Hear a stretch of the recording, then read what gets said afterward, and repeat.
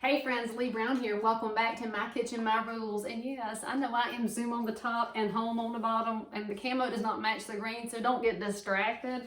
But I will tell you that as much as I kind of hate Zoom World, well, not kind of, I really am over Zoom World, there is a nice perk. When your kitchen is your break room, it's also a chance for you to get some things going for supper that you couldn't normally do if you were out and about and too busy to be at home to get it started. So what I'm going to start today, because it needs about 2 hours to come out right, is green beans. Now, see, y'all thought this was going to be some big old fancy show, and it's actually not. And what I'm fiddling with while I talk to y'all is Hobie's old-fashioned sugar-cured country ham. They're from Wilkesboro, North Carolina. And if y'all are wondering, if you're not from North Carolina, you're wondering why Wilkesboro sounds familiar, it's because that actor 𝙒𝙏𝙃𝘼𝙏𝙃 or whatever, how do you say his name, but he's from Wilkesboro, and he's been famous in like The Hangover and stuff. And so what I'm doing is cutting up a little bit of country ham, which also you need to have some around your house when New Year's hits, because this is the kind of meat that you want for your New Year's Day meal, because eating ham brings you health. So I really don't know what you vegetarians and vegans do for health if you can't have some ham on New Year's Day, but I'll just wish you all the best. So anyway, we're going to put this into our green beans for a little flavoring. You could use bacon. Full disclosure, if you use bacon, crisp it up first. It's kind of nasty if you just drop it in all wiggly and such. And you could use ham hocks, which I would prefer to have used ham hocks, but I did not have any in the refrigerator today, and I wanted to make green beans for supper. So we're using country ham. I imagine you could use some pepperonis. I had some of those in the fridge from the children making their own pizzas the other evening, but that did not sound as good as country ham, which has the additional perk of putting extra sodium in for you, because you know it's good for your blood pressure. So we're gonna get a regular size pot. I'm gonna turn my heat on to a medium heat, and we're gonna put a tablespoon of butter in. And then what you're gonna do, this is very technical stuff to make good green beans. Now, if I were making a mess of green beans, that's a whole bunch. I'm not making a mess, I'm just making about a pound of them. And because I am making this video, not in the summertime when they are fresh, I'm using frozen. I know this tastes way better in June or July when you get fresh green beans. But y'all, I saw the green beans they had on the shelf at the Harris Teeter, and they were puny and wimpy. And frankly, if you pick it up and you can't snap it, don't buy it, all right? A limp green bean is no good to anybody. And I think that applies to many things in life. So anyway, we are melting a tablespoon of butter. And then because I am still having to get back on Zoom, I do not want to cut an onion right now. And so I'm going to throw in some minced onion as soon as this melts. So maybe about a tablespoon of minced onion. And then we're going to toss in about a tablespoon of minced garlic and get that going here. While my butter's melting, let me show y'all the rest of your ingredients. You are going to need some chicken broth. Now, if you are a vegetarian, I still love you. Just don't use the meat and don't use chicken broth. Use vegetable broth. I mean, you could use water, but that's why you get green beans at the cafeteria that do not taste good, because they do not have flavor in them. And so then I'm using these picked sweet cut green beans primarily because that was what was on sale at the grocery store when I was there. So this is a side dish that is healthy, it's yummy, it's pretty much comfort food. And I think green beans are comfort food throughout the country. I do not think this is a regional thing. But if you were wondering why you don't see any Durkee's French fried onions around, it's because I'm not making a green bean casserole, y'all. I'm just making a side dish of green beans. I don't know what I'm gonna fix for supper, but we'll have green beans. I might just eat a piece of bread with it.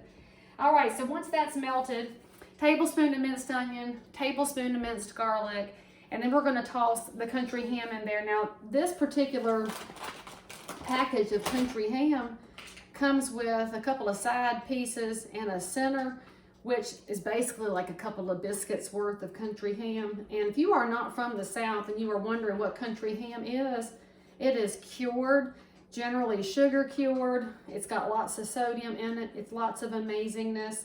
You can make red-eye gravy out of it, and that's a whole different episode for a whole different day, but oh, I love red-eye gravy.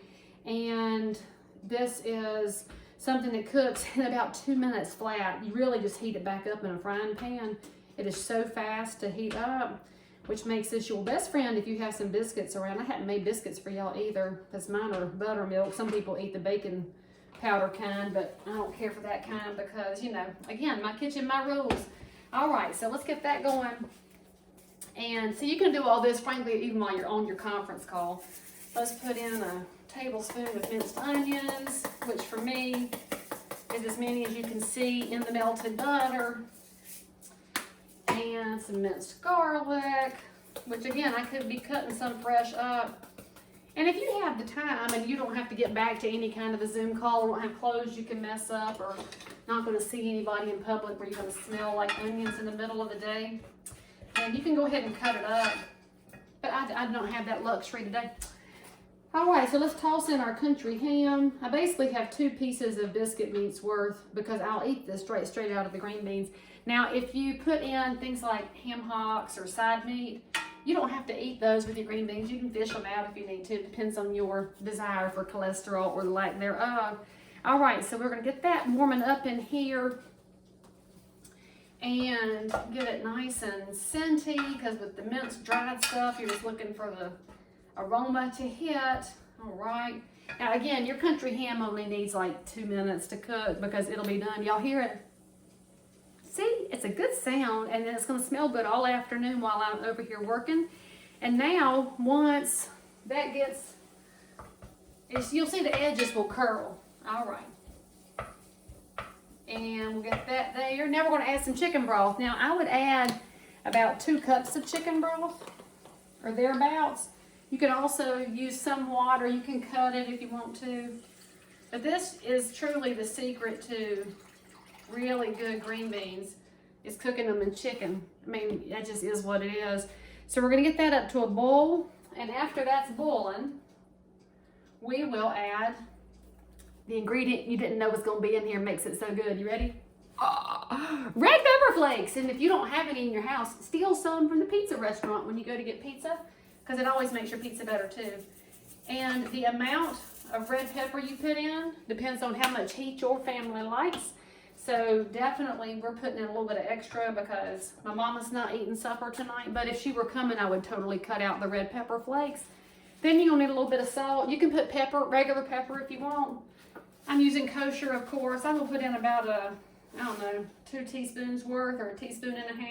That was probably 2 teaspoons. You can actually cut it a little bit when you have the country ham, but I think I need more red pepper. So let's put that back in there and make sure there's extra of that. Get this little concoction to a boil. I might need some more chicken broth because that does not look right to me. You know we measure by eyesight here. All right, which is a good thing I have an eye doctor who can make my eyes work. Ah! Okay, so then after that's boiling, we are going to dump in our green beans. Now, of course, the ones I bought were pre-cut. Just word to the wise, if you're fixing fresh ones, just, you know, cut the stems off the end and snap it real good. Actually, this 𝙃𝑀 does them about the right size. See, that's good. And I don't like the French cut, by the way. I'm very persnickety about this.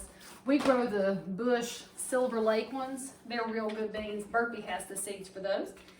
So now just kind of stir it in and get it where the beans are covered up. My beans are not covered, which means I need more. I might put in a wee tiny bit of water this time. And then I'm gonna put in one more splash of chicken broth. So basically you want your liquid to be at the top of the beans. Now, I had a lady tell me I needed to show y'all more of what I'm doing, but she didn't realize I don't have a camera crew. So let me walk you over here and you can see real good. All right, there you go. Isn't that fancy? So that's liquid at the top of your beans. And here's my little ingredient collection right here. Ooh, oh, the old granddad doesn't go in the green beans. Let's move that out the way. And we're not day drinking making green beans, although you should tune back in for an ingredient and a recipe that I'll make that does involve day drinking, because that's your favorite one. So once we get this to a boil, it's just about there. I'm going to turn it down to simmer. I'm going to let it sit for about 1.5 hours. And don't mess with it. Don't lift the lid off. Just let it sit and burble, and you'll have amazing green beans. 1.5 to 2 hours, depending on your stove and how done you like them. Y'all check back in. We'll see you next time.